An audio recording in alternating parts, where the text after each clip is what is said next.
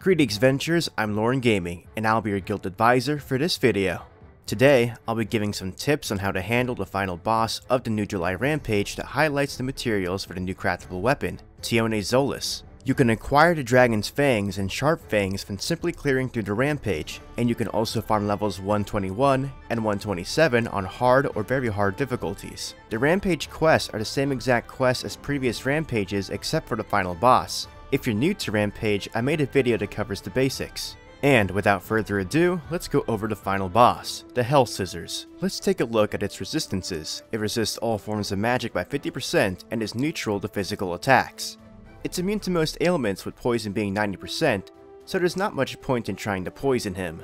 Due to these resistances, bringing your best physical team is the way to go.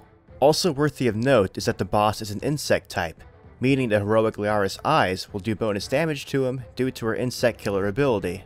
Of course, if you have a different version of eyes that is more limit broken, you should probably bring that one instead because you'll have higher stats. Now for the Hell Scissors moveset.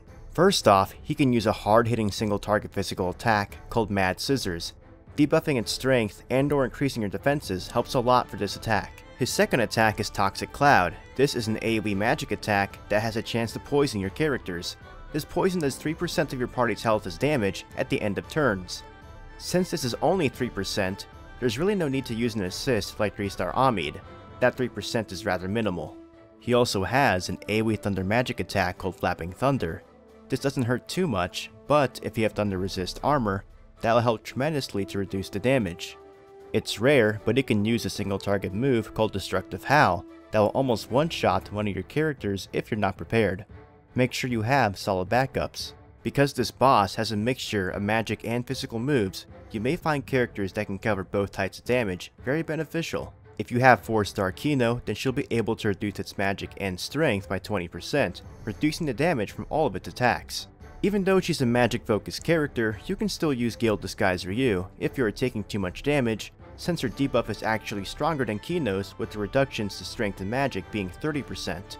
Characters like Tsubaki or Honor Princess Eyes, who only reduce strength, will still be useful since they're both solid physical damage dealers. In the case of Honor Princess Eyes, she'll also be able to decrease the boss's physical resistance by 20%, and she'll hit the boss extremely hard after boosting her strength with her Stiletto skill. For the same reason, Brave Swordsman Finn and Honor Secession Bell are also monster physical attackers, being able to boost their own strength. For Honor Secession Bell, be careful about using a special art skill, since it's a fire magic attack. Remember that the boss resists magic. Going back to defensive type characters, Will of Iron Oka is a highlight with his party-wide endurance, increasing your party's overall defenses. Also, his cover skill will redirect any single target attacks to himself, perfect for taking on those Mad Scissor attacks. Also, the new Casino Lady Shakti is commendable for this fight, being able to severely hamper the physical damage the boss will do to you with their first two skills, as well as increase your guard rate.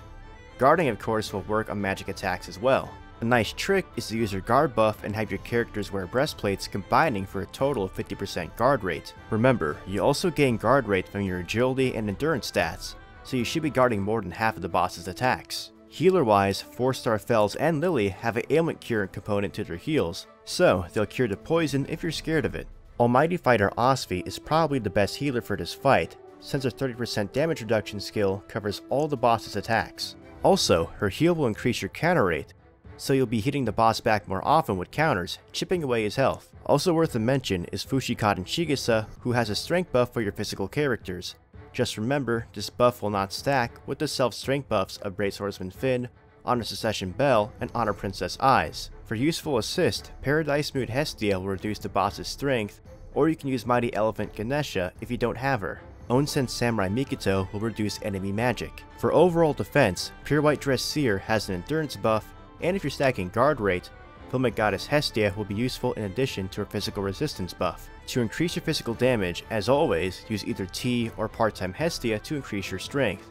And you can use Detective Anya or Legendary Artisan Hephaestus to decrease enemy physical resistance. And don't forget, you can use 3-star Naza, God Neighbor Miak, and 4-star Amid for HP regen, as well as the new Bunny Goddess Hestia from the casino. I should also mention the 2 assists, Sly Cat Chloe and Minstrel Elf Aina.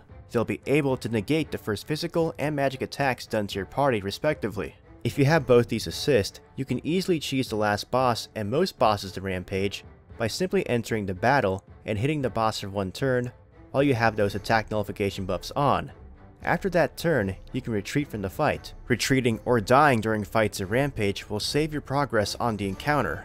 You can see the remaining health on a particular level when viewing the level from the Rampage quest selection screen. When you re-enter the battle, your buffs are reapplied, including your attack nullifications from Chloe and Aina. You can simply repeat this process and the boss will go down with you taking minimal damage. Do remember that your special bar resets every time you do this, so if you have a charge up, use it before retreating.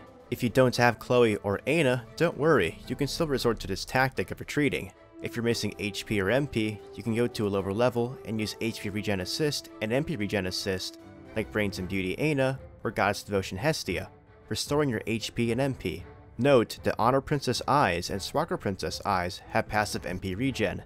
In addition, Sparkle Princess Eyes, Bunny Princess Eyes, and 3-star Shakti have MP heal skills. If you have Adventurer Amid, you can use your special art skill to heal your party and recover 50 MP.